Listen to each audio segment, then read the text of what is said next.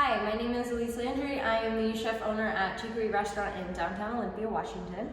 Today we're going to be making a Radicchio Tarte Tatin in celebration of Chicory Week, and it's pretty easy using ingredients that you can find at the grocery store and some stuff that you might already have at home. So let's get started. So we'll only need a few simple ingredients to make this happen. We've got Radicchio that is of the Verona variety from our friends at Calliope Farm in Olympia, Washington. It looks very similar to the Kyoga that you're used to seeing at the grocery store, but it's got a little bit of a point to it. Other ingredients we're gonna need is a tablespoon of sugar, 1/8 of a cup of orange juice, and a tablespoon of butter. We got salt and pepper to season, and this here is all butter puff pastry. I'm using this because this is something really easy to find at the grocery store. So we are gonna take a really sharp knife, cut this right in half. Essentially, we want to make some really nice wedges, keeping this root stem intact. I'm gonna just trim that bottom part off that's a little oxidized. Okay, so I've cut my Radicchio in half. These are the shapes that we're shooting for here. It's important to keep this root end intact so that the very thin slices of Radicchio are easier to handle. So from here, I'm gonna cut in half again. And then I'm gonna cut these quarters into 3 pieces.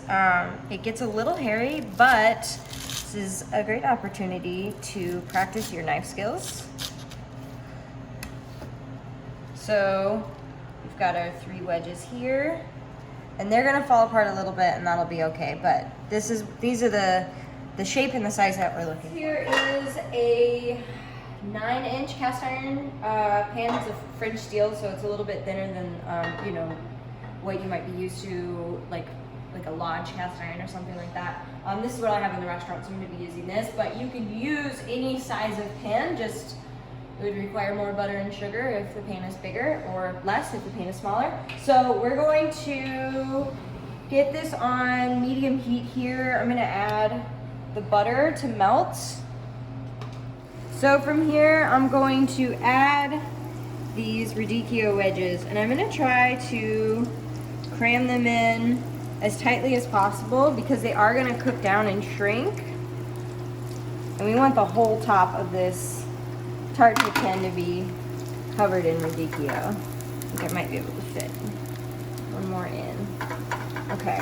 I just want to make sure that that cut edge is hitting the pan so it gets a nice sear on it. From here, I'm going to turn it down just a little bit so the butter doesn't burn, and I'm going to let it saute. At this point, I'm also going to season with some salt and a touch of pepper. And we're going to let these get a nice brown color, and we'll flip them. Alright, so we've been searing these for about 1.5 minutes now. I'm going to give all of these wedges a flip as gently as possible, but again, there's no perfect way to do this because these Radicchio want to fall apart now. We got a nice sear. And from here, I'm going to add sugar. This is just a tablespoon of sugar, just sprinkle over the top. I'm also going to be adding orange juice. Now, we could do all sugar if we wanted to, but I think adding a little bit of orange juice adds another dimension of flavor. You get a little bit of acidity, which will also help cut the bitterness of the Radicchio. From here, I'm going to put this pan into a 325-degree oven for about 20 minutes. I'm looking for the root base here to be very tender.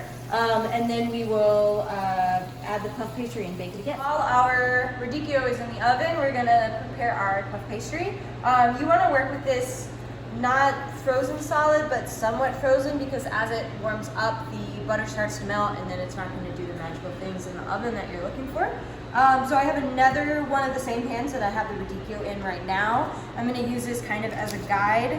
And I have a pastry cutter, but you could also just use a knife, and that absolutely works. So I'm gonna go around roughly, and we want to actually cut it a little bit bigger than you might think, because the pastry will shrink as it bakes in the oven. So I'm gonna remove this. So I've got my puff pastry cut now. I am going to dock the puff pastry with a fork. Now this is gonna keep the puff pastry from like rising too far, and then when we unmold it, it has this like round bottom, if you can imagine. So I'm just gonna dock it with a fork, and this is gonna kind of keep it a little bit flatter as it bakes. So you can see on the edges the caramelization happening. It's like this nice, beautiful purple caramel. I'm going to check with a knife just to make sure that this is nice and soft, and it is. From here, I'm gonna add my puff pastry, which kind of just sit right on top like that. If you have any excess, you can just give it a trim. You don't want any overhang. I'm going to crank up my oven to 425. Throw this back in for another 20 minutes until, right now we're just looking for the puff pastry to do its golden brown delicious thing. Changed our venue slightly because my cooks have arrived and they need the kitchen now, so I've been kicked out to the bar. 20 minutes in the oven. This is the color that we're looking for. It looks like there was a crack in the puff pastry at some point before I put it into the pan, but no matter, we can just use that as a cutting guide for when we cut the tart up. So the easiest way to do this, I'm gonna take a sheet pan like so and unmold this whole thing. This is the moment of truth. It's pretty not bad right here. Okay, so from here, we got this, look at all that caramelization. I'm gonna put this onto the cutting board, and let's see where that crack was. Yep, right there. So I'm gonna use that as my cutting guide. And it's sticky. I'm gonna cut this into 4. You could leave it whole. You can cut it into squares. I don't care. This is what I'll be doing. Radicchio tart, Tarte Tatin, and a little frisee salad. Only took about an hour, and it's ready to enjoy.